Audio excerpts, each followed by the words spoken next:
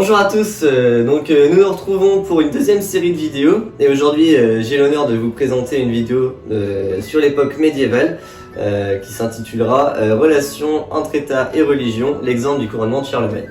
Tout d'abord, il faut savoir que dans l'Ancien Régime, qui précède la Révolution française, la religion a toujours joué un rôle très important dans l'exercice du pouvoir. Qu'est-ce que le pouvoir? Ici, il est compris comme une capacité légale et légitime d'agir et, par extension, cela fait référence aux moyens mis en œuvre pour ces agissements. Ici, nous nous intéressons à deux figures de pouvoir. Le pape et l'empereur par le biais de l'exemple du couronnement de Charlemagne en l'an 800 par le pape Léon III. 300 ans après la chute de la partie occidentale de l'Empire romain et profitant de l'affaiblissement relatif de Byzance, autrement dit l'ancienne partie orientale de ce même empire romain qui n'a pas disparu, elle, et du contexte particulier dans lequel se trouve la papauté, Charlemagne unifie son pouvoir sous son pouvoir une grande partie de l'Occident chrétien.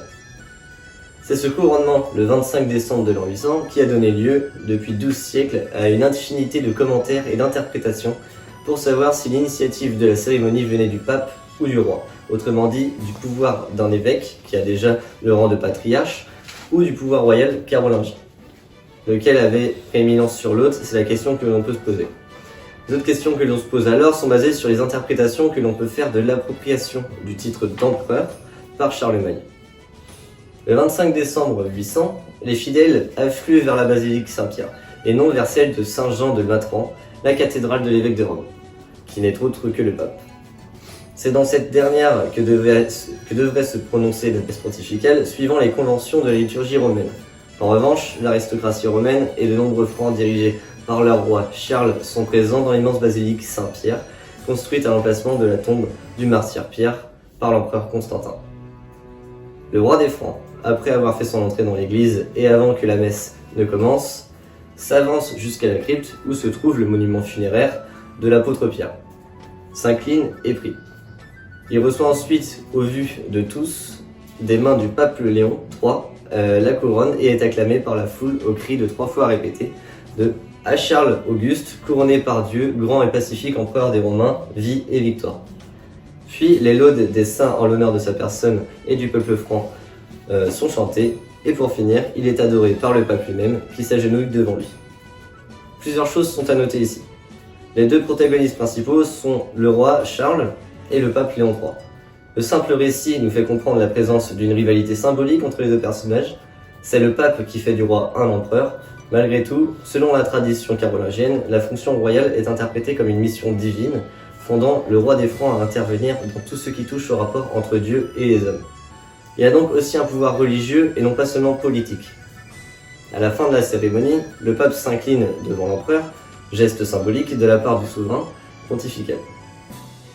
Les deux figures de pouvoir que sont l'empereur et le pape possèdent chacun des pouvoirs spécifiques. Le pape, évêque de Rome, possède un pouvoir religieux, spirituel et temporel, qui se lie au pouvoir politique et diplomatique. Les seigneurs et souverains sont légitimés lorsque le pape leur accorde sa bénédiction. Le pape est le chef de l'Église catholique. L'empereur, lui, possède de son côté un pouvoir politique et militaire universel. Le terme d'empereur vient de la titulature romaine et, comme on l'a vu, il est nommé Auguste. Par cette cérémonie, Charlemagne restaure un empire en Occident. Ce couronnement n'arrive pas non plus sans raison. Alcuin, le conseiller le plus écouté de Charles, le compare à Constantin, l'homme qui a fait de l'Empire romain un empire chrétien au début du IVe siècle.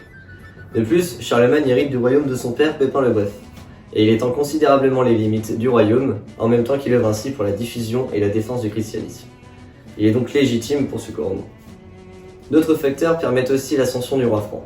En effet, l'an 800 relève d'un contexte particulier lorsque l'on parle d'empereur et d'empire. Depuis le 4 septembre 476, il n'y a plus d'empereur en Occident et l'empire d'Orient, autour de Constantinople, sa capitale, est le seul dépositaire de la légitimité impériale et de l'idéologie politique du grand empire romain. De plus, depuis la mort de l'empereur byzantin Léon IV en 780, c'est sa veuve Irène qui exerce la régence au nom de leur jeune fils Constantin VI. Cependant, elle destitue son fils et se donne le titre de Basileus. Chose presque inédite pour une femme à l'époque, mais que l'on retrouvera par la suite durant la longue histoire de cet empire romain médiéval qu'est l'empire byzantin. En 797, il n'y a donc plus un homme qui détient le titre d'empereur, ni en Occident, ni en Orient, mais bien une femme. Aussi, Parallèlement, la condition du pape s'était dégradée suite à plusieurs événements qui ont failli renverser Léon III en l'an 799. Il fut même emprisonné et fit l'objet de nombreuses rumeurs indignes d'une personne telle que le pape au 8e siècle. Ce sont les fidèles de Charles qui délivrent l'évêque de Rome et le roi franc protège ensuite le pape. Il n'est donc pas surprenant, après tous ces événements, que le couronnement impérial ait eu lieu l'année qui suit. Le pape récupère alors aussi sa dignité en couronnant lui-même l'empereur, ce qui, selon certaines sources, aurait été fait par surprise et sans respect de l'ordre protocolaire. Le pape aurait couronné Charlemagne avant qu'il ne soit acclamé, ce qui est contraire aux usages romains, encore en vigueur à la Constantinople. Le protocole se déroule de cette façon. D'abord l'acclamation par le peuple, ensuite par l'armée et le Sénat, puis vient le couronnement à Sainte-Sophie par le patriarche. Or, à Rome, le 25 décembre 800, cet ordre n'est pas respecté, et l'inversion dans le rituel est très problématique. Charlemagne en a bien conscience, et cela l'aurait rendu furieux. On voit ici une fois de plus les relations particulières entre le pape et l'empereur, à la fois alliés dans le sens où ils sont dépendants l'un de l'autre, et rivaux, car le pouvoir de chacun n'est pas partagé avec l'autre. L'empire de Charlemagne ne survit pas longtemps à sa mort en 1814, l'année durant laquelle Louis le Pieux lui succède. En effet, les querelles de succession entre les différents héritiers de la dynastie carolingienne finissent par détruire l'empire. L'ensemble de ces querelles n'est pas sans alliance, sans rapport de force avec l'Église. Les différentes relations entre l'État et l'Église vont ainsi perdurer pendant des siècles. La question du couronnement d'un empereur par le pape, par exemple, Napoléon s'en souviendra, et, devenant empereur, mettra lui-même la couronne sur sa tête. Sans que le pape, pourtant présent, n'effectue un tel geste.